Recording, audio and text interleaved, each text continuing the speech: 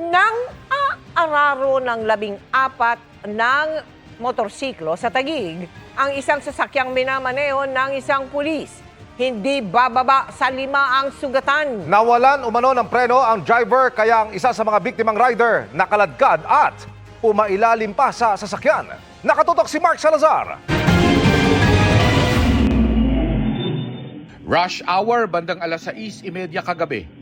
Habang tumutukod na ang traffic sa Cayetano Boulevard, Barangay Tuktukan, Taguig City, isang multipurpose vehicle ang biglang umararo sa mga motorsiklo malapit sa stoplight. Nawalan po ng preno yung Toyota Avanza na pinagdadrive po ng isang government employee. Tapos sa aksidenteng nangyari yon, parang inararo niya po yung mga nakamotor at isang kotse. Ang sama ng pagkakahagip sa isang rider na nakaladkad muna bago humampas ang ulo sa bangketa. Mabuti pala't hindi napuruhan. May tahi po dun sa likod. Kasi nung nakita yung sa video na may parang umilalim, pero hindi naman siya umilalim, medyo nagip lang siya. Malaki pong bagay na naka-helmet. Lahat ng rider naka-helmet? Yes sir, lahat po wala pong doon. At bawal naman po dito sa Taguig yung hindi po nagsusuot ng helmet. 14 na motor ang inararo ng MPV hanggang sa matumbok din ng isa pang kotse. Yung mga biktima po lalo na po yung nakamotor nagkano po sila ng mga minor injuries. Most of them na then yung mga medyo masasabing kung hindi naman serious pero na hospital po yun mga iba. Hanggang ngayon sir, Nakalabas na po sila kanina, maga. Okay. So wala nang nasa hospital? Wala na po. Ang driver ng umararong MPV ay pulis na nakatalaga sa airport at taga-Taguig rin. Nakapiit pa siya kanina nang puntahan namin sa Taguig Traffic Investigation Office pero tumanggi siyang humarap at magbigay ng pahayag. Sabi niya po nawalan po siya ng preno. Bali tumigas daw po yung pagtapak niya doon sa brake pad niya. Maaring tumagas po yung brake fluid kaya po tumigas yung preno niya at nawalan siya ng preno. Yun po siguro yung namin dyan, masasabi namin investigation dyan. Yun may madali lang kumakumpirma. Yes sir, madali lang po yun. Nakikita lang naman namin sa sa repair kit ng kanyang sasakyan. Inaasahan na ring mapalaya ngayong araw ang umararong pulis dahil inareglo niya ng lahat ng biktima. Nasettle niya na po lahat ng mga biktima. Lahat po ng nasaktan at yung mga damage ng kanilang mga sasakyan, mga motor. Nagkakaroon sila ng amicable settlement. Bali, nag-uusap both parties. Wala naman pong complainant na tatayo or magsasampa ng kaso laban sa kanya. So talagang hindi po siya makakasuhan. Inuulit ng pulis ang paalala sa pagsusuot ng helmet dahil malaking bagay ito kaya wala raw nasawi sa aksidente. Para sa GMA Integrated News, Mark Salazar. Nakatutok 24 oras. Patay na nang matagpuan ng nawalang negosyanteng babae sa Angeles City sa Pampanga. Nasa mismong bakuran lang niya ang kanyang mga labi at nakalibing sa tabi ng kulungan ng baboy. Nawawala pa rin ang kanyang driver na itinuturing ng person of interest sa krimen. Nakatutok si Ian Cruz. Sa kanilang compound mismo sa Angeles City, Pampanga, natagpuan ang bangkay ng 59 anyos na si Maria Teresa Tess Mamak, ang negosyante at byuda ng dating kapitan ng Barangay Balibago na ilang araw nang nawawala. Lumakas ang hinala ng mga pulis na nasa compound lamang ang biktima dahil wala raw nakitang bakas ng dugo sa na-recover na puting sasakyan nito sa Magalang, Pampanga nitong Valentine's Day. Lalo't sa inisyal na pagsisiyasat ng Police Station 4 ng Angeles, may nakita silang bakas ng dugo sa pader, kartilya, washing machine at gripo sa compound. Matapos ang mahigit 4 na oras sa paghukay kahapon, natagpuan ng mga otoridad ang bangkay ni Ginang Mamak na 4 na araw nang nawawala. Nadiskubre ang kahina-hinalang hukay sa gilid ng mga kulungan ng baboy.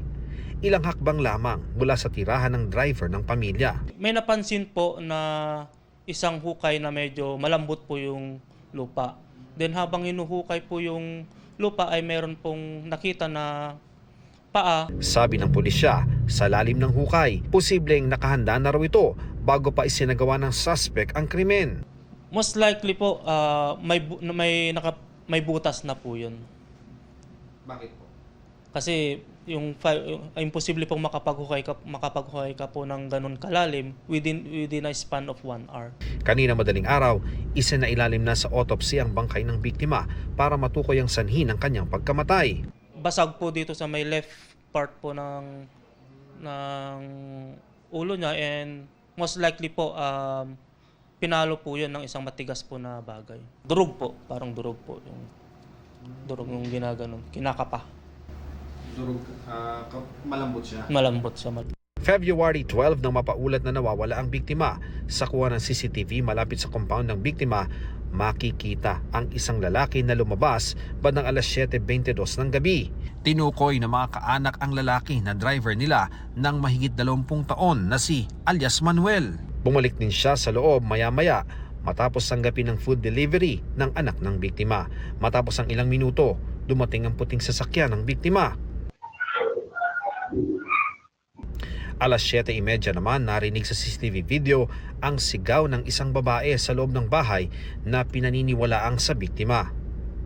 Pagsapit ng alas 8:30 ng gabi, makikita ang puting sasakyan na palabas ng compound. Ayon sa saksi, hindi siya maaring magkamali kung sino ang may dala nang umalis sa sasakyan. Labas ko sa gate, nakita ko niya si nagmamadali.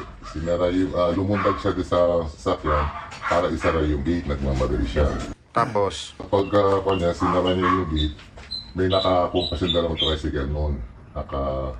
nakatalo. O bakit daw? Kasi binalanda niya yung sasakyan doon sa gitna. February 14 nang matagpo ang abandonado ang sasakyan at nakaparada sa Magalang Municipal Plaza.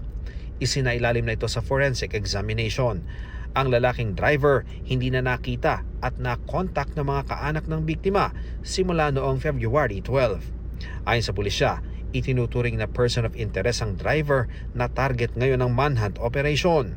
Salang po yung huling nakita na kasama po nung victim po natin, and huling nakita na may tanan po nung sasakyan. So we considered him as the person of interest po.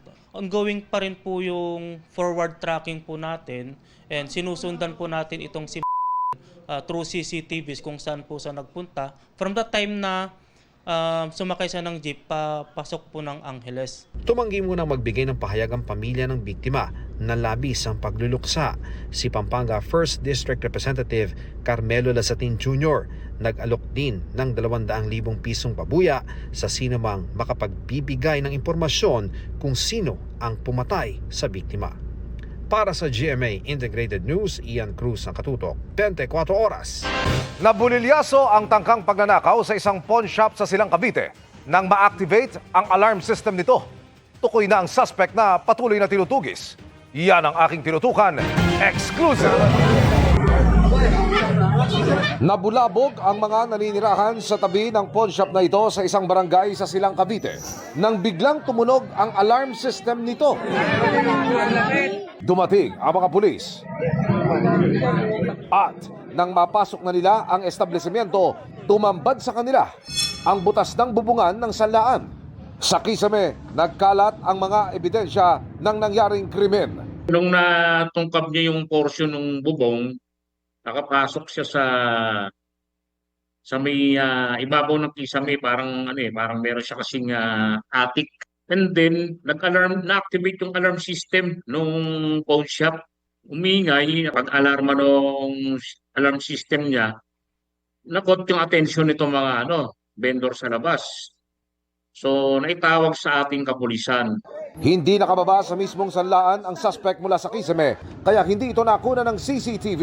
Nung nag-iingayan na yung mga tao sa labas, itong ating suspect tumalon na rin sa likod din, sa likod ng building. Wala namang nanakaw dito sa pawn shop, walang items or valuables na nawala. In-account din ng branch manager. Bukod sa plais at bareta de cabra, naiwan sa crime scene ang isang pares ng tsinelas. Pag-aari umano ito ng suspect na subject na ng manhunt operation. May witness tayo na nakita na na-identify niya na yung tako na nananakbo, nakahubad at yapak, walang tsinelas. Ngayon, kilala niya rin yung tao, taga-Rolante sa area ron. Mga rin to, mga identified na mga magnanakaw din sa lugar na labas-masok na rin. Para sa GMA Integrated News, Emil Sumangil, nakatutok 24 oras. Young Rodrigo Roa Duterte.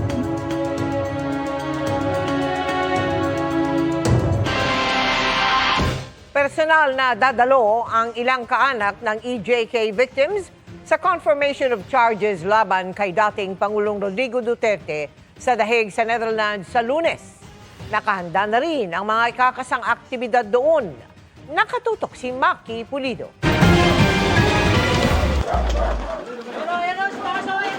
Sa kasagsagan ng mga operasyon kontra droga noong panahon ni dating Pangulong Rodrigo Duterte, may mga patay ring natagpuan din sa labas ng mga raid, kabilang ang ilang balot ng packaging tape ang ulo. Sa ganyang lagay natagpuan ng kapatid ni Shira Escudero noong 2017 habang nakagapos ang mga paa at kamay at tadtad ng tama ng bala. Matapos ang halos isang dekada, biyabiyahe siya patungong The Hague para personal na masaksihan ang confirmation of charges laban kay Duterte mula February 23 hanggang 27. Gusto ko pong tumayo sa harap ni Duterte, ipakita sa kanya na totoo ako, totoo kaming mga pamilya, at isa lang po ako sa mga pamilya na nawalan ng mahal sa buhay. Libo-libo po kami. Sasama sa kanya ang iba pang kaanak na migrante kaya nasa Europa na. At marami pa nga sanang ibang kaanak ng mga biktima na gusto rin pumunta kung hindi limitado ang pondo. Pero higit sa pera, hamon ang natatanggap umanong banta sa kanilang seguridad. Sa kabila niyan, may mga nakalatag ng aktibidad tulad ng pagmarcha patungong ICC sa unang araw ng confirmation of charges kasama ng ilang human rights groups sa The Hague. Pagkatapos ay may maikli silang programa bago pumasok ng ICC para panoorin ang pagdinig. Sa ICC po, para sa amin, ito yung lugar kung saan kami naririnig at nakikita. Samantalang dito po sa Pilipinas, yung mga biktima katulad ni Ephraim, binabaligtad po sila, sinisisi pa kung bakit sila namatay. Sabi ni Attorney Cristina Conti, aabutin lang ng 3 oras kada araw ang pagdinig bilang pagsasaalang-alang sa kalusugan ni Duterte. Dahil sa limitasyon sa oras, hindi tiyak kung magpripresenta ng testigo ang ICC prosecutors kahit pinayagan na sila ng ICC pre-trial chamber noong nakaraang taon. Kung meron, kabilang sa mahalagang testigong iharap ang mga insider witness. Dati nang napaulat na nagbigay na ng testimonya sa ICC sina Edgardo Matobato at Arturo Las Cañas na parehong nagpakilalang naging hitman ng Davao Death Squad. Kapwa nila itinuro si Duterte bilang nag-utos umano ng mga pagpatay. Most usually itong mga insider witness ay kabahagi nung plano, posibleng down the line, lower rank sila, mababa sa hierarchy, pero willing na mag-come forward ngayon. Kaya ito yung uri ng mga witnesses na pwede nating asahan sa ICC. Para sa GMA Integrated News, Maki Pulido, nakatutok 24 oras. For the content, kaya pinagawakan ng isang SK chairman ang mga panindang siopaw at hotdog sa isang convenience store. Binatikos tuloy siya ng mga nakapanood ng vlog. Ang paliwanag ng SK chairman sa pagtutok ni Mav Gonzalez.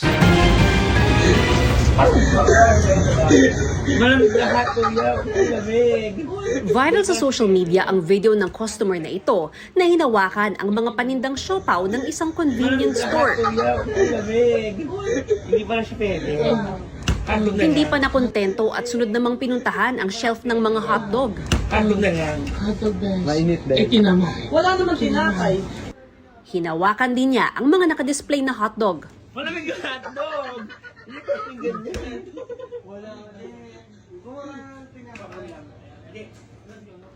Komento ng netizens, banta sa kalusugan ang ginawa niya. Paano kung may customer na nagkasakit? Ang nasa viral na video, kinilala bilang si Mark Adrian Napiza, isang sangguniang kabataan chairman sa Santa Cruz, Laguna. Sa kanyang Facebook account, inamin ni Napiza na hindi tama ang ikinilos niya sa video, na ani ay biro lang bilang video content kasama ng mga kaibigan. Alam niya aniyang hindi ito tamang asal, lalo't halal na SK chairman siya. Sabi pa niya, binili niya lahat ng nahawakan niyang pagkain.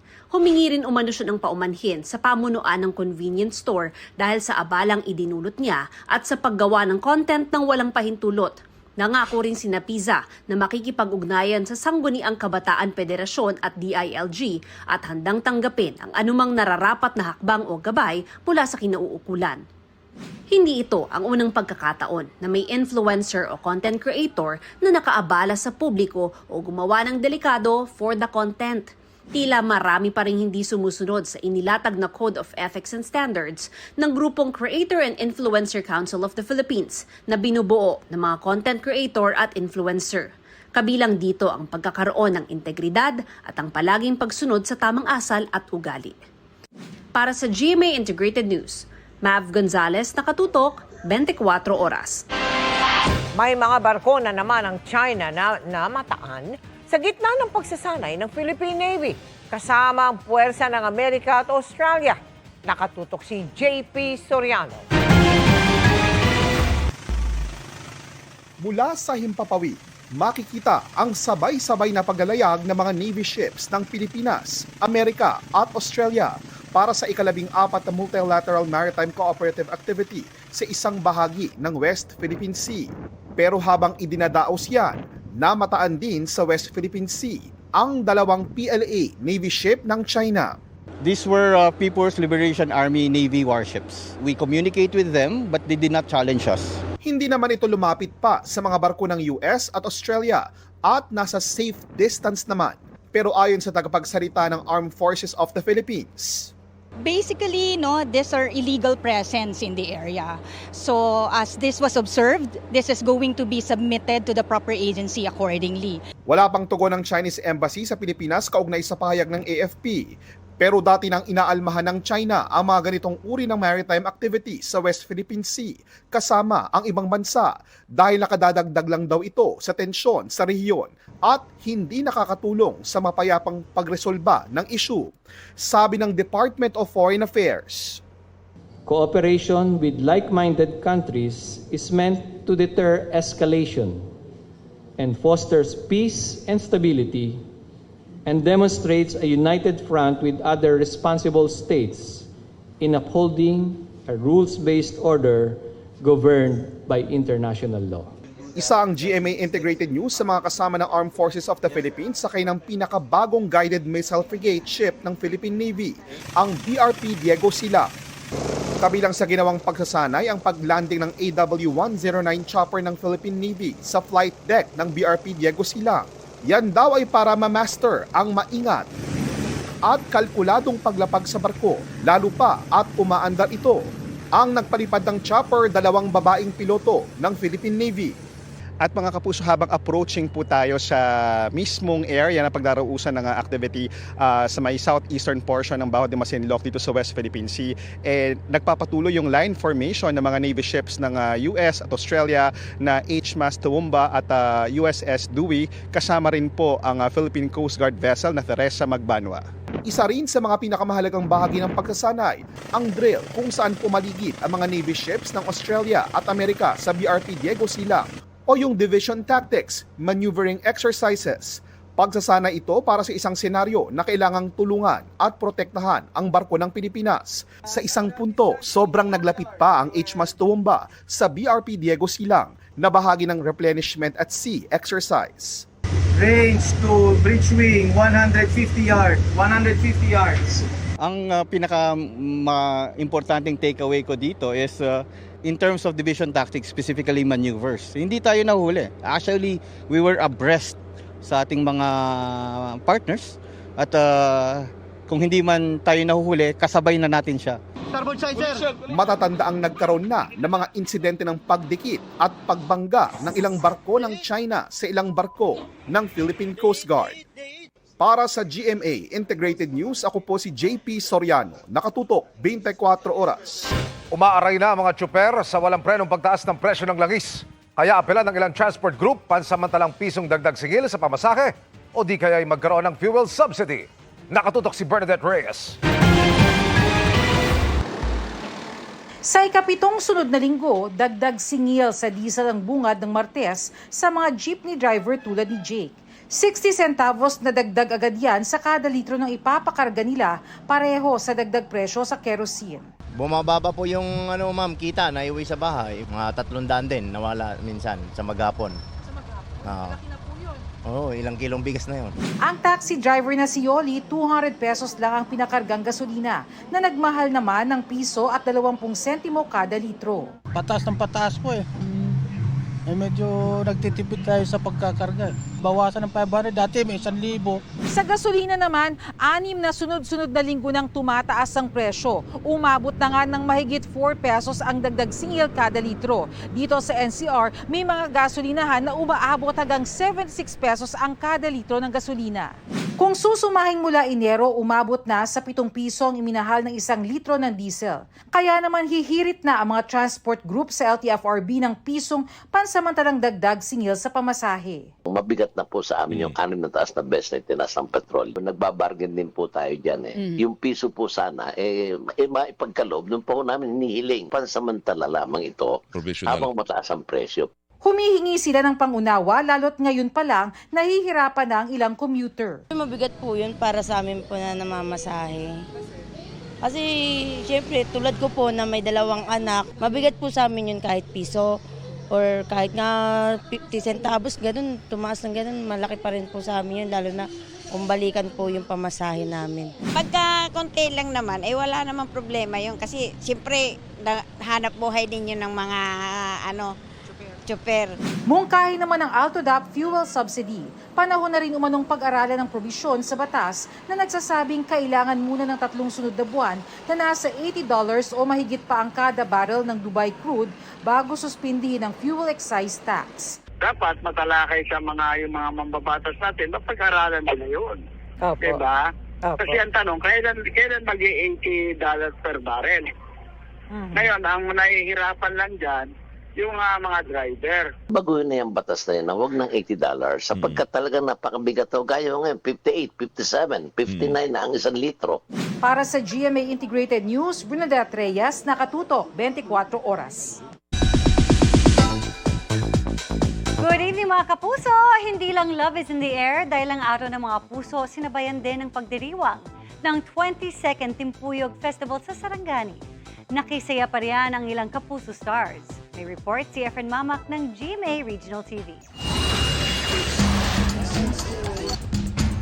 Doble ang selebrasyon ng mga taga-Kiamba Sarangani nitong Sabado dahil nataon sa Araw ng Mga Puso ang kanilang 22nd Timpuyog Festival. Di lang magsing-irog ang nag-date at nag-abang sa float parade, kundi pamilya at magbabarkada. Happy Timpuyog Festival! Mayroon ding drum and lyre competition, acrobatic exhibition, at search for Miss Kiamba Timpuyog Queen.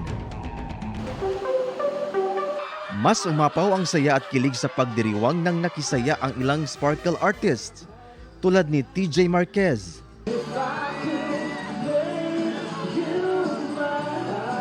Jerry Gonzalez,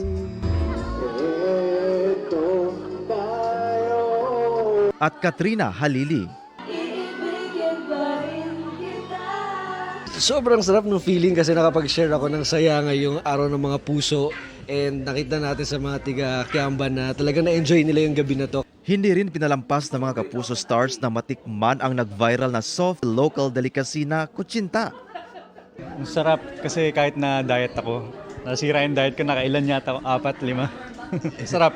Masarap kasi yung hindi matamis. Masarap po siya, tapos hindi siya ganun katamis. Favorite ko yung kutsinta, so na-enjoy ko siya. Samantala, sa Matters of the Heart, single and ready to mingle naman daw sila TJ at Jeric. Ngunit kung si Katrina ang tatanungin, Everyday naman ba sa amin, Araw ng Mga Puso. Enjoy nyo na lang, bahala kayo dyan. Charot. Enjoy nyo, di ba? So, hindi ako makarelate. Ang pagmamahal ko ay ang aking anak. mula sa GMA Regional TV at GMA Integrated News, Efren Mamak, nakatutok 24 oras. Napikon kaya raw nanaksak ng kapwa estudyante ang isang menor de edad sa Florida Blanca, Pampanga. Binawian ng buhay ang biktima. Nakatutok si CJ Dorida ng GMA Regional TV. Nagkagulo sa loob ng isang paaralan sa Florida Blanca, Pampanga matapos masaksak ang 15 anyos na estudyante ng kanyang kaeskwela. Sa investigasyon ng pulisya, nagkaroon ng alitan ng 2 estudyante at nagkahamunan ng suntukan. May activity sila sa school and then nagkapikunan, nagkasagutan hanggang nauwi sa suntukan. And then naawat naman sila pero nung pagkaawat nila, dun yung time na nagkaroon ng opportunity yung suspect natin na kuhanin yung patalim dun sa bag niya. Isang saksak sa dibdib ang tinamo ng biktima. Dinala siya sa ospital pero kalaunay binawian din ng buhay. Edad 16 ang sumaksak sa biktima. Dahil parehong menor de edad ang mga sangkot sa insidente, isinangguni ito sa MSWD. Na-file na namin yung kaso na homicide doon sa suspect natin at kasalukuyan siyang nasa shelter under ng LGU ng Florida Blanca. Wala pang pahayag ang kaanak ng biktima, kabilang ang iba pang sangkot sa insidente. Sinisikap ding makuha ang pahayag ng pamunuan ng paaralan. Mula sa GMA Regional TV at GMA Integrated News, CJ Torida, nakatutok 24 oras. Patay ang isang preso sa Camarines Sur matapos mabaril ng mga pulis dahil nanlaman umano at ng agaw ng baril. Nakatutok si June Veneracion.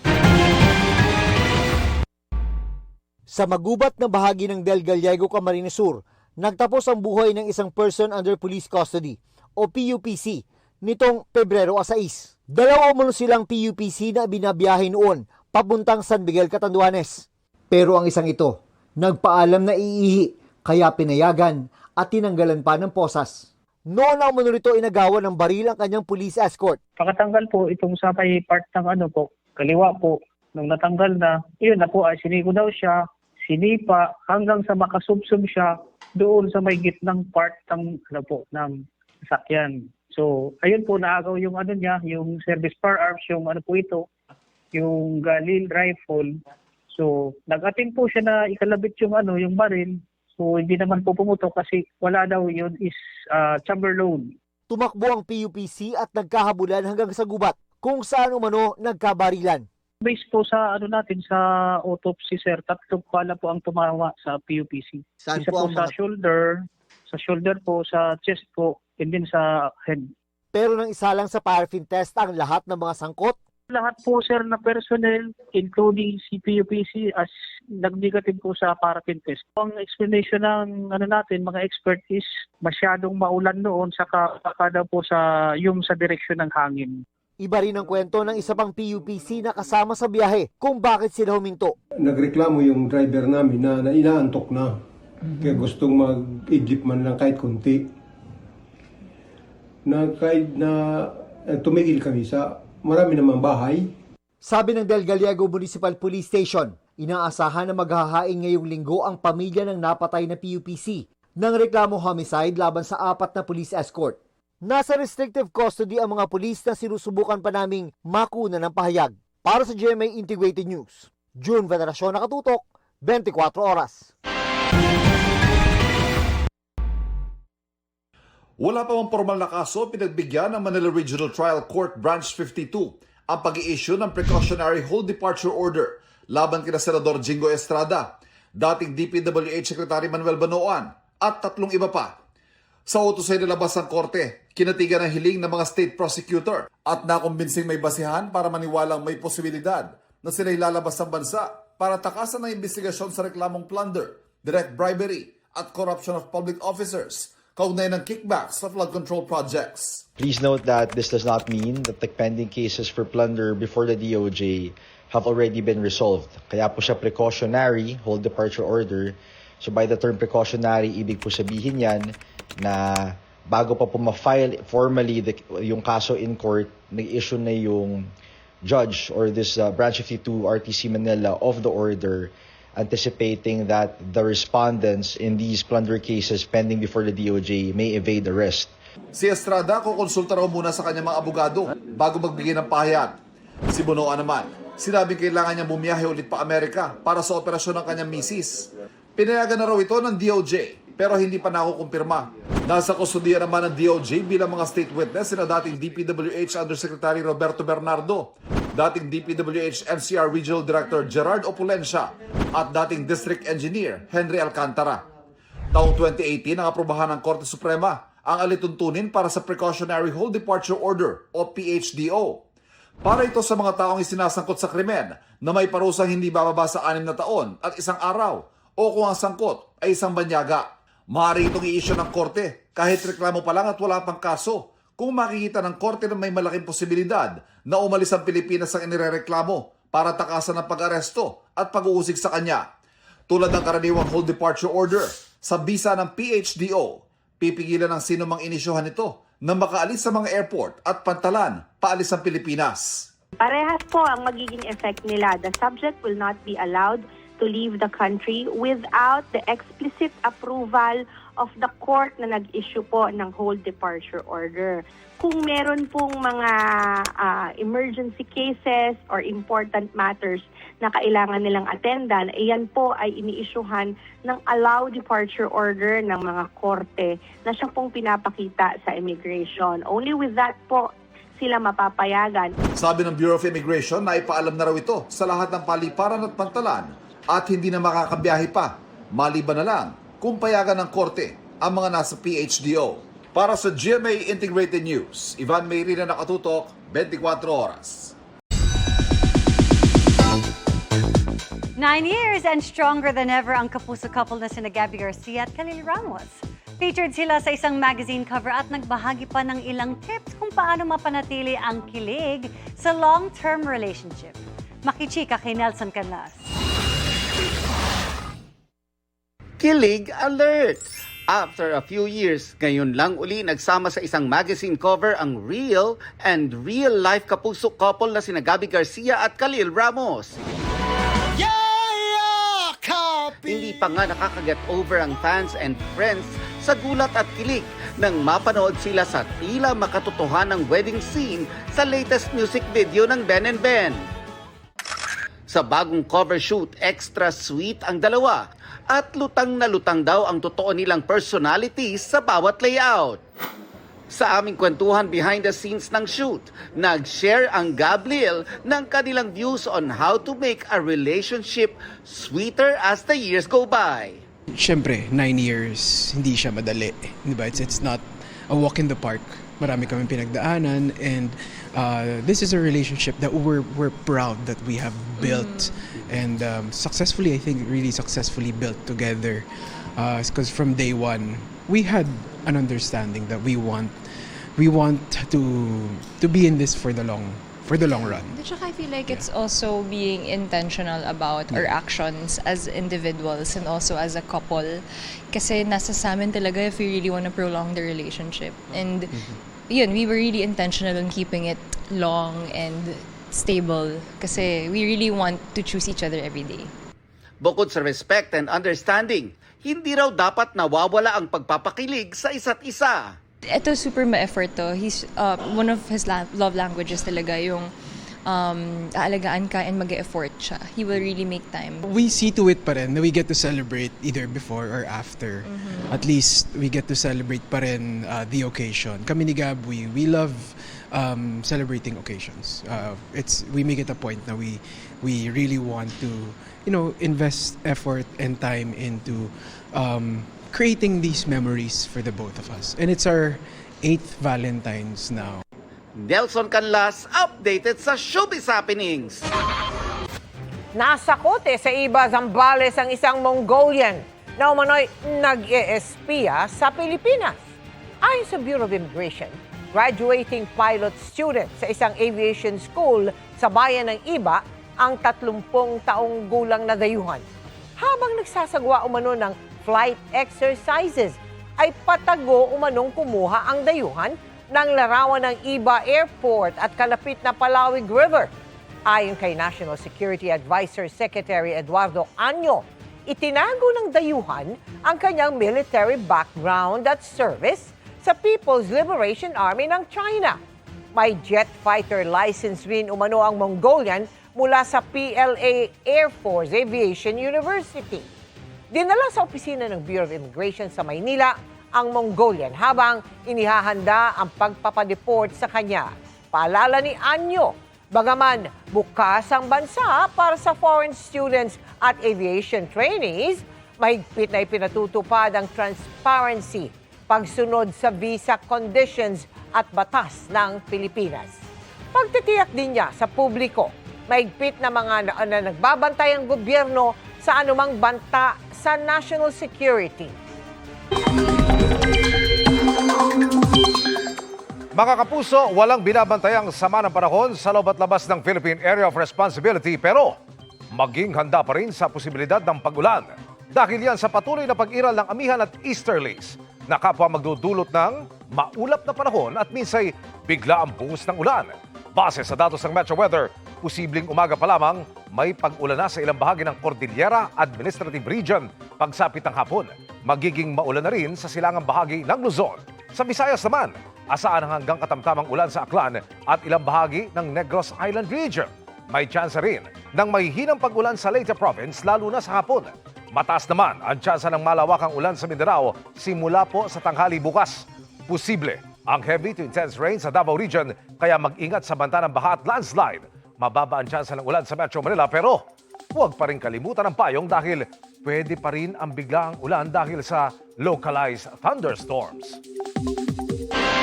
Nanindigan ng Department of Education at dumaan sa konsultasyon ang planong hatiin sa 3 bahagi o mga trimester ang susunod na school year. Dagdag pa ng DepEd. Proposal pa lang ito at hindi pa naisa sa pinal at patuloy pang ikinokonsulta sa iba't ibang opisyal at mga grupo. Katunayan, patuloy pang inaayos ang proposal batay sa feedback na nakukuha nila. Naunawa naman ng kagawaran ang pangamba ng mga guro, stakeholders at kinikilalang pwedeng isabay ang pagbabago sa pagresolba sa ibang dati ng problema tulad ng kakulangan sa classroom at pangangalaga sa mga guro. Patay sa engkwentro ang iniinalang leader ng rebeldeng grupo sa La Paz, Agusan del Sur. Ayon sa militar, nakasagupa ng 8th Infantry Battalion ang mga miyembro ng North Central Mindanao Regional Committee nitong linggo. Sa palitan ng putok ng baril, napatay ang mataas na leader ng New People's Army. Na-recover rin ang isang mataas na kalibre ng baril. Nakikipag-ugnayan ang militar sa lokal na pamahalaan at pulisya para makausap ang kaanak ng nasawi.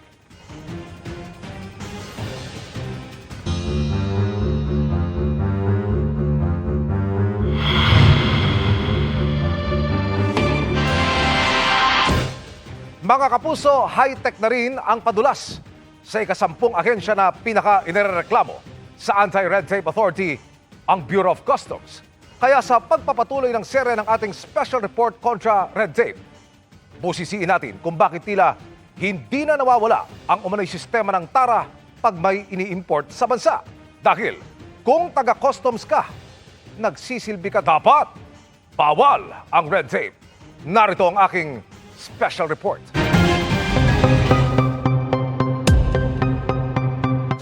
Hindi nawawalang tara system o padulas. Happy Friday dahil may distribusyon daw ng payola. Nakita raw na may padulas na nakasingit sa mga papel. Pinangalanan niya ang ilang miyembro ng Bureau of Customs na sinibak at iniimbestigahan na. Malalaking halaga ng kargamento.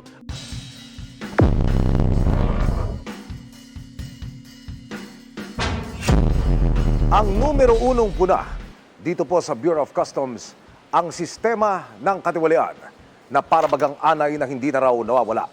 Katunayan, ibinilang ito ng Anti-Red Tape Authority o ARTA sa mga ahensya ng pamahalaan na pinaka-inirereklamo ng ating mga kababayan. Ang grupo ng importers at brokers na Aduana Business Club, ilang dekada ng saksi sa kanila'y kalakaran ng katiwalian sa ahensya. Sa pag-i-import, mga importer at broker ang pangunahing nakakatransaksyon ng Bureau of Customs. Ang importer o yung consignee ang mga nais magpasok ng kargamento sa bansa. Ang mga broker ang tumatayong ahente para sa importer. Ako 46 years na akong nagtatransact dito sa atin sa Bureau. Hindi naman nabago yun, hindi naman nawala yun. Ang hirap-hirap makapasok sa port. So para ka lang magkaroon ng easy access, bigay ka na lang. 100, 200. Pinakamahina na yung mga 1,000 to 2,000 ang per entry. Kwento ng isang broker na aming nakausap. Kapag nag-submit ka lang ng import document at may nakita silang problema, gano'n din ang hihingiin sa'yo. May pera din involved. Dadaan mo sa may office nila, tapos ilalaglag mo sa basurahan, yung nakasobrang pera, 1,000 to hundreds of thousands para ma-release yung docs mo, para makapag-proceed ka sa delivery. Minsan naman, may messenger pa. Sabi ng isa pang broker, makabago na ang sistema ng pagpapadulas. E-wallet. Pag nagkasundo sila, kukunin na lang yung number nung taga-customs. Tapos, lalagyan na lang ng pera ng importer o ng broker. Sometimes may million. Pero kadalasan, hindi naman daang libo. Sino-sino ho nilalagyan dyan sa pagkakaalam nyo? Yung mga nasa baba lang. Lalo na sa panahon ngayon. Aminado ang Bureau of Customs sa reputasyong kadikit ng ahensya. Pero malaki na rin nila ang naipatupad na pagbabago. Hindi na siya kasing talamak, pero hindi rin ho kami magsisinungaling na totally na-eliminate na agad namin ngayon yan. Sa sumbong ng lagayan via e-wallets, napaka-traceable ho niyan. No? Alam naman ho natin na lahat ng e-wallet natin verified yan. And we encourage lahat ho ng aming stakeholders na kung meron man nang hingi sa inyo at meron transaction na ganyan, paki-report ho sa amin. We'll treat the information confidentially and a-action na namin.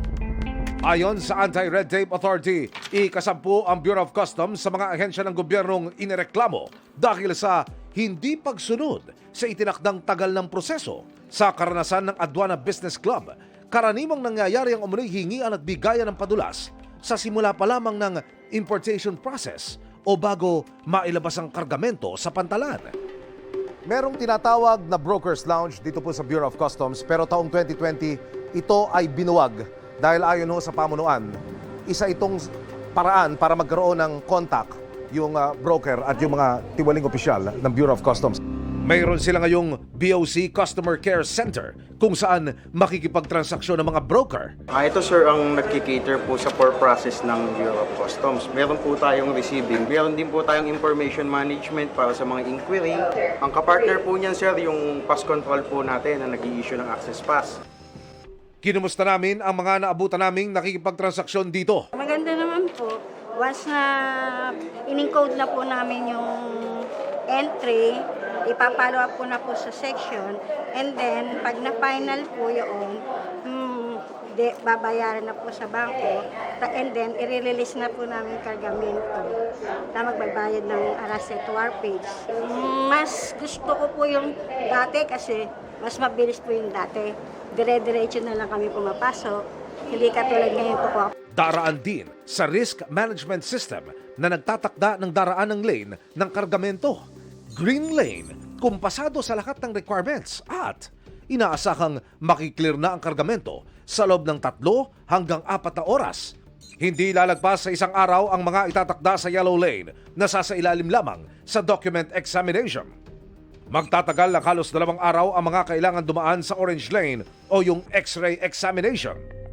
Ang mga truck na yan, isa-isa pong papasok dito sa tinatawag na portal scanning machine. Mula ho rito sa aking kinatatayuan, papasok ho sila roon para ho makita ng mga taga-Bureau of Customs kung wasto at tama at kung ano ang laman ng mga truck na yan. Sa red lane, ang mga kailangan buksan at suriin ang laman o physical examination na maaaring umabot mula 2 hanggang 3 araw. Dito po dinadala ang mga kargamento na tinag nila na red. Katuwang ho dito ang PIDEA, yung K9 unit nila. Pagkatapos masuri, magbabayad ang broker ng duties, taxes at iba pang charges sa Arrastre Bangko. Auto-debit ang sistema, otomatikong nababawas sa in-enroll na bank account ang bayad. Kada araw nasa humigit kumulang 10,000 container vans ang napoproseso ng customs sa buong bansa na kanilang minomonitor sa Customs Operations Center. Being the command and control center of this the bureau, within which you can see the examination area. So we can see here the process of inspection in all ports, actually nationwide. Meron pa rin ho kaming mga unti-unting reports na natatanggap, nahuhuli at nakakasuhan. Ang goal ho ni Commissioner, at least within the year, we're able to procure a new customs processing system, a modern one na ma-address ho lahat ng mga bagong trade developments. isa sa mga target ng Bureau of Customs ngayon, isulong yung pagbawas ng human intervention. Ibig sabihin, i-automate at gawing computerize lahat ng transaksyon. Sa ganitong paraan, alinsunod sa kanilang paniniwala, mababawasan daw yung lagayan at yung mga padulas. Para sa GMA Integrated News, Emil Sumangil, nakatutok, 24 oras. Nilinaw ng Department of the Interior and Local Government na hindi sila, kundi ang Department of Foreign Affairs o DFA, ang namamahala sa pagpapauwi kay dating Congressman Zaldico. Katwiran ni Interior Secretary John Vic Remulla, ang pagpapauwi kay Ko ay nakadepende sa mga diplomatikong hakbang na gagawin ng DFA. Inalmahan naman ito ng DFA. Anila, ang pag-aresto at pagpapauwi kay Ko ay nangangailangan ng koordinasyon ng law enforcement at judicial processes, partikular ang pakikipag-ugnayan sa Interpol. Taliwas umano yan sa pagtingin ni Remulla na ang DFA lamang ang may responsibilidad para sa pagpapauwi kay Ko. Iginit ng DFA na sumusunod sila sa rule of law at sa pagtiyak na mapapauwi sa Pilipinas sa mga Pilipinong may kaso. Handa naman daw ang DFA na magbigay ng diplomatic assistance basta't alinsunod ito sa kanilang mandato at protocols.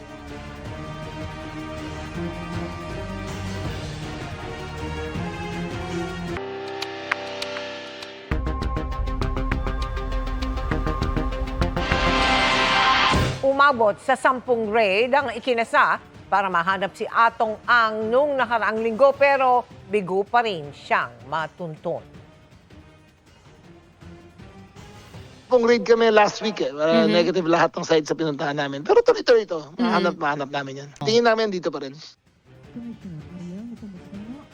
Ayon kay DILG Secretary John Vic Remulla, hindi pa rin nila natutunton si Ang sa kabila ng 10 raid na ginawa ng nagdaang linggo. Gayunman, naniniwala siyang nasa bansa pa rin si Ang. Nauna nang binanggit ng state witness na si Don Patidongan na posibleng nasa Cambodia si Ang, pero pinabulaanan na yan ng Ministry of Foreign Affairs and International Cooperation ng Cambodia. Nakataas na sa 20 milyong piso ang patong sa ulo ni Ang na pinaaresto kasunod ng patong-patong na kasong may kaugnayan sa missing Sabongeros. Itinanggi na noon ng kampo ni Ang mga aligasyon laban sa kanya. Patay ang 62 taong gulang na lalaki na natrap sa nasusunog na bahay sa Baysa sa Quezon City. Batay sa ulat ng Super Radio DZWB, natutulog ang biktima sa 3 palapag na bahay ng sumiklab ang apoy alas 5 ng umaga. Nadala pa siya sa ospital pero namatay din dahil sa mga sugat na tinamo. Umabot sa unang alarma ang sunog at naapula matapos ang 1 oras. Patuloy ang investigasyon para malaman ang sanhi ng insidente. Patay sa pananambang ang pamangkin ng alkalde ng Sharif Aguac, Maguindanao del Sur. Sa inisyal na investigasyon ng pulisya, binabaybay niya at ng kanyang mga kasama ang National Highway ng Sitio Panang nang bigla silang barilin nang hindi pa tukoy na salarin. Nakasakay ang mga suspect sa isang minivan na walang plaka. Nabaril din ang 2 niyang kasama. Dinala sila sa pinakamalapit na ospital pero kalaunay nasawi ang pamangkin ng alkalde. Patuloy pa ang investigasyon at nagsasagawa na ng hot pursuit operation ang mga autoridad. Sa tila libro na bisto ang mahigit 40 milyong pisong halaga ng shabu na dala ng isang pasahero sa NAIA Terminal 3. Improvised na librong gawa sa kahoy ang pinagsidla ng iligal na droga. Agad inaresto ang pasahero at dinala sa PIDEA para sa investigasyon. Makaharap siya sa asunto.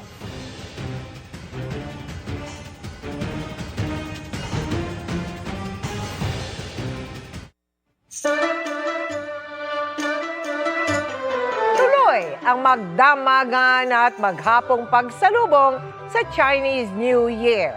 Sa oldest Chinatown sa mundo, ang Binondo sa Maynila. Nakatutok doon live si Maris Umali. O Maris, kamusta ang pagsalubong dyan sa Year of the Fire Horse? Mel, Gong Si Fat Shai, ibig sabihin, wishing you wealth, good fortune, prosperity, and success ngayong pagpasok ng bagong taon, ang Year of the Fire Horse. Dumagundong ang buong Ongpin Street sa tugtog ng mga tambol habang sunod-sunod ang buga ng apoy ng mga nagpa-fire dance. Buhay na buhay din ang kalsada sa iba't ibang pakulo ng mga street performer at mascots. Piyesta hindi lang sa paningin kundi pati sa pandinig ang maya't mayaring pagtatanghal ng mga lion at dragon dance na umiikot sa iba't ibang establishmento para maghatid daw ng swerte sa mga negosyo. Ang mga bata may sarili ring bersyon ng lion dance na gawa naman sa karton. Sari-saring atraksyon nga ang sasalubong kaya naman enjoy na enjoy ang mga dumagsa rito sa oldest Chinatown in the world, ang Binondo. 新年快乐，满脸大吉，恭喜发财！ Gaya ng foreigner na ito na galing pa raw ng Missouri, USA at first time makabisita sa Pilipinas. I better not miss this. This is a once-in-a-lifetime opportunity. A little overwhelmed, but it's crazy. I love this. Ang OFW na si Jeffrey, itinaon daw talagang magbalik bayan ngayong Chinese New Year. Although nagsiselebrate po sila sa Vietnam ng week-long celebration for the Chinese New Year, iba pa rin po yung experience dito sa Philippines. Kasi po kasama yung family, kasama yung mga friends ko po. May mga nag-alay rin ng insenso at namili ng mga charms at pampaswerte. Para sa good health. Sabi ng mga eksperto sa Feng Shui, ngayong Year of the Fire Horse, may ilang swerteng charms na pwedeng dalhin kahit saan pumunta. The horse kasi, it's kontra sa Tai Sui. It means also protection. So it looks like this, yung Tai Sui. People keep it on the wallet, sa phone case, kapag clear yung case, because they believe that it will bring them luck and more wealth, more prosperity. Siyempre, magsisipag ka rin. Hindi lang dala sa swerte. Siyempre, kailangan rin natin maghirap, di ba? At magdasal rin. Food crawl naman ang trip ng marami. Marami rin ang di pinalagpas na bumili ng mga tikoy at hopya kahit pumila pa ng pagkahaba-haba.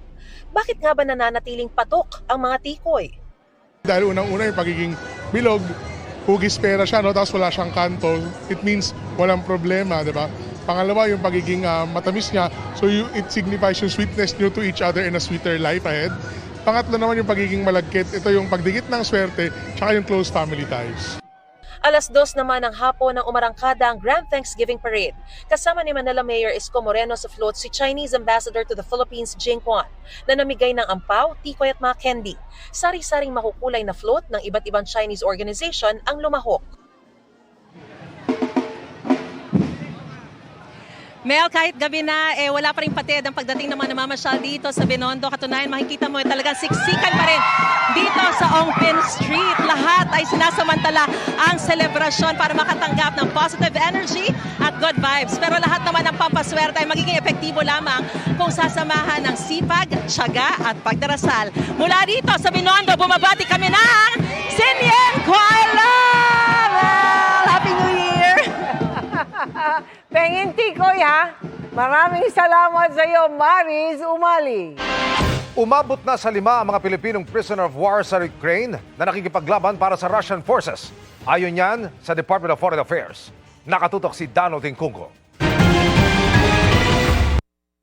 Bukod kina Raymond Gumangan, 4 na iba pang Pinoy ang prisoner of war sa Ukraine ayon sa Department of Foreign Affairs. Kaya 5 request for assistance na ang hawak ng kagawaran kaugnay nila. Pero tumanggi muna ang DFA na magbigay ng detalye tungkol sa mga hiling na ito at kung sino ang iba pang prisoner of war at paano sila napunta sa ganoong trabaho. In addition to that, meron po nga yung case ni Mr. Raymond Gumangan na kumpirmado na prisoner of war sa Ukraine. At recently, kumpirmado din po na may isang Pilipino na namatay. Nakausap na po ng DFA ang kanilang pamilya, but we will not be able to share details at the request of the family. We cannot really share the details, but iba-iba po yung naririnig natin. Ang sinasabi na lang po kasi namin is that mag-iingat po sa mga overseas employment offers. Nauna nang nanawagan sa Senate Committee on Foreign Relations Chairperson Senator Erwin Tulfo na mapalaya si Gumangan. Pero ayon sa DFA, komplikado ang prosesong ito dahil hindi naman kalahok ang Pilipinas sa giyera ng Russia at Ukraine. Any release or repatriation of a prisoner of war is subject to agreements between parties to the conflict. Gayunpaman, we are exploring all avenues to assist him. Inilapit na ng DFA ang sitwasyon ni Gumangan sa mga otoridad ng Ukraine at ng Russia. Naunang binanggit sa isang Facebook page ng Ukrainian government na ni-recruit si Gumangan mula Alcala, Pangasinan ng mga Rusong nag-aalok ng high-paying job sa Russia.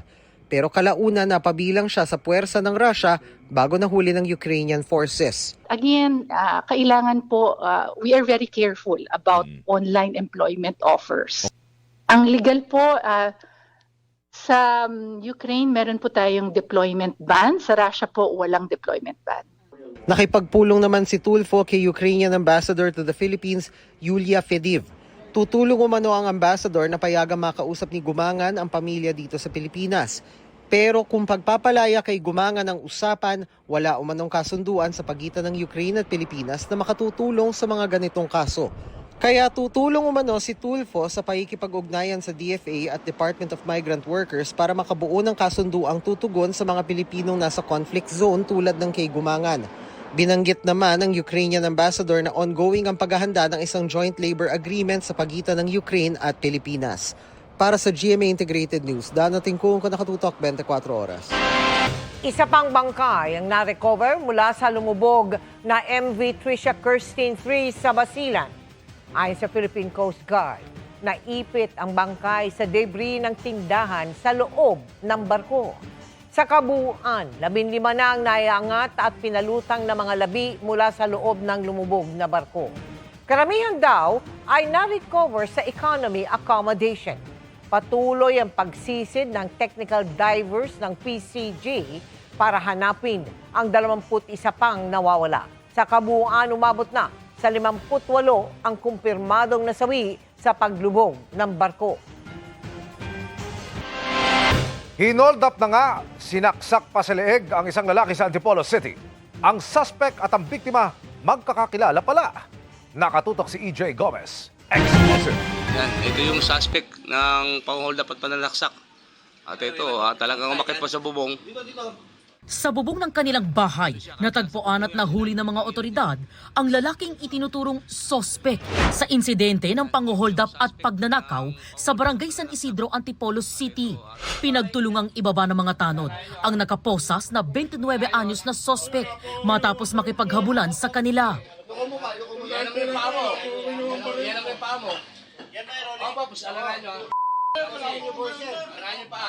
Ayon sa kapitana ng barangay, umaga nitong linggo nangyari ang pang-hold up sa 34 anyos na lalaking biktima na nasaksak pa sa leeg matapos siyang nakawan ng sospek. Naglalaad lang po ng mga umaga po. Hindi ko alam po sa nagmumula yung galit niya.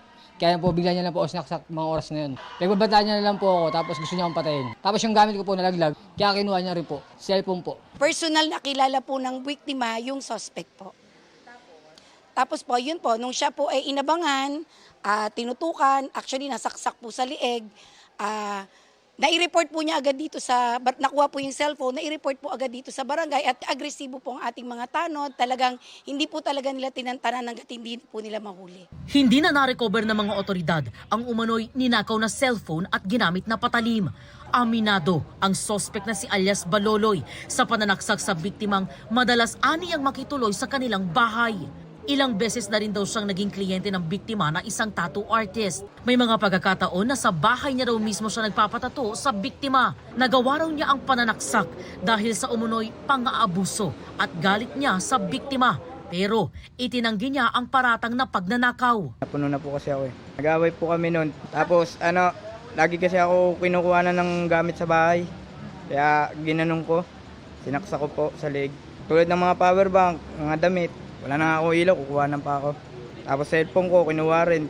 Sa records ng pulisya, dati nang naaresto ang suspect dahil sa mga insidente ng akyat bahay, pagnanakaw at pang-hold up sa Antipolo City. Sa custodial facility ng Antipolo Component City Police Station nakadetain ang suspect na nahaharap sa reklamong robbery. Para sa GMA Integrated News, EJ Gomez, nakatutok 24 oras. Nagbabala ang Chinese Embassy sa posibleng epekto sa bilang ng mga trabaho kung mapinsala umano ang relasyon ng Pilipinas sa China. Sa gitna ng World War nito at ilang opisyal, kinilala naman ang 16 na opisyal ng Munisipalidad ng Kalayaan na nagdeklara sa Chinese ambassador na persona non grata. Nakatutok si Rafi Tima. Parangal ang ginawad ng Grupong Akbayan at Atinto Coalition sa tinaguriang Kalayaan 16. Sila ang 16 na opisyal ng munisipalidad ng Kalayaan na pinagbawalang tumuntong sa China, kabilang ang Hong Kong at Macau. Matapos nilang ideklarang persona non grata si Chinese Ambassador to the Philippines, Jing Quan. Ito pong pagtindig ng ating pong mga kababayan mula po sa Kalayaan, munisipyo ng Kalayaan ay pagpapakita na bilang mga ordinaryong mamamayan, mayroon tayong kapangyarihan to stand up to bullies. Ang Vice Mayor ng Kalayaan na tumanggap sa parangal, umaasang sa halip na maghati, mapag-isa sana ng West Philippine Sea issue ang mga Pilipino. Ang parangal po na ito, higit po sa 16, sa 16, ay parangal po para po sa atin pong bayan, sa atin pong mga magigiting na mamamayan. Walang ibang pwede makapagkaisa sa bawat Pilipino kundi ang West Philippine Sea, ang munisipyo ng Kalayaan, ang Kalayaan Island Group, at ang ating mga magigiting na mamamayan. Sa susunod na civilian mission ng atin ito sa Kalayaan, isa raw sa kanilang isusulong ang pagsuporta sa lokal na pamahalaan ng Kalayaan Municipality. Sa gitna naman ng patuloy na pakikipagsagutan sa mga senador at iba pang opisyal ng Pilipinas, tila nagbabala ang embahada ng China. Sabi ni Chinese Embassy spokesperson Ji Lingpeng, ano man daw pinsala sa diplomatic relations ng Pilipinas at China, maaari daw magdulot ang pagkawala ng milyong-milyong trabaho ng mga Pilipino. Handa raw ba ang mga senador na bayaran ng mga mawawalan ng trabaho?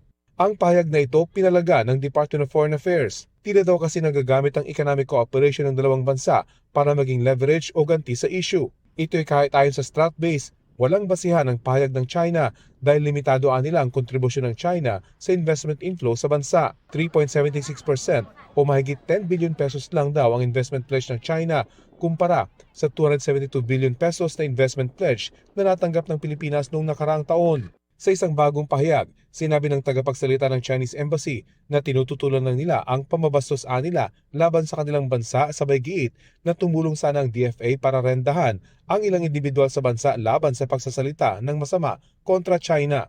Ilang linggo nang tinutuligsa ng Chinese Embassy si Coast Guard spokesperson Commodore J. Tariela dahil sa anilay pambabastos nito kay Chinese President Xi Jinping matapos itong gamitin ng isang karikature ng Chinese leader.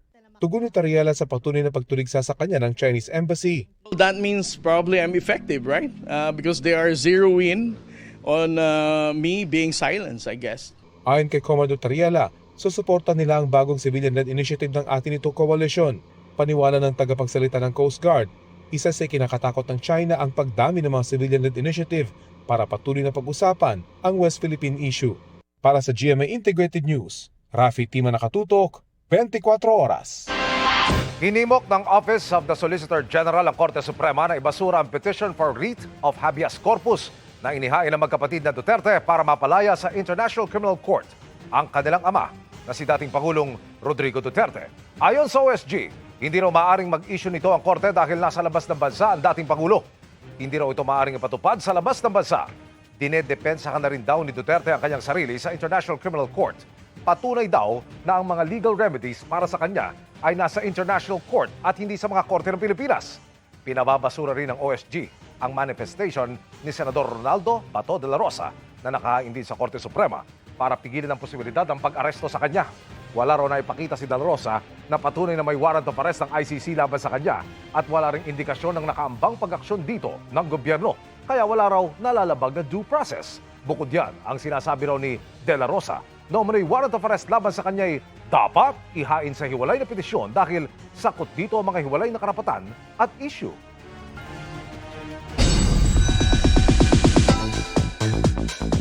Happy Chinese New Year mga kapuso! Kasama ang ilang Chinoy, ang Sparkle Stars, sa mga nag-welcome ng Year of the Fire Horse with their family, friends, and loved ones. Makichika kay Nelson Canal.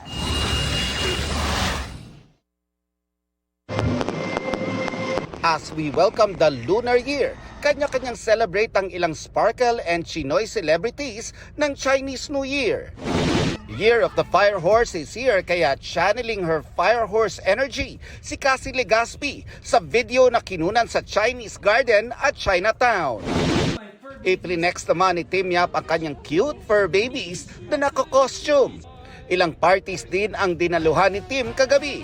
At may video din with Golden Horse bilang pag-welcome sa Year of the Fire Horse. Shining and definitely sparkling si Kapuso host Janina Chan, wearing her bejeweled black and white gown nang mag-host siya ng Mr. and Miss Chinatown Coronation Night kamakailan. Wishing everyone an abundant Lunar New Year and manifesting prosperity and success for everyone, si Michelle D. Cast members naman ng The Secrets of Hotel 88 ang kasama ni Dustin Yu nang mag-celebrate ng Chinese New Year. Business partners naman ang kasama ni Sparkle Hunk Kim Son Tan. Ang Sparkle artist at reigning Mr. and Miss Chinatown Philippines na sina Tyron Tan at Isa Uy nakiisa sa Chinese New Year Float Parade mula Manila Post Office hanggang Binondo. Kasama sa greetings, inimbitahan naman ang Never Say Die duo nina David Licauco at Jillian Ward ang mga kapuso na manood ng kanilang action series. Sa pagtatapos ng selebrasyon, sikapin nating mahanap ang tunay na swerte sa mga simpleng regalo ng buhay at mga taong pinili nating makasama sa pagharap sa pagsisimula ng panibagong taon. Nelson Canlas, updated sa Showbiz Happenings.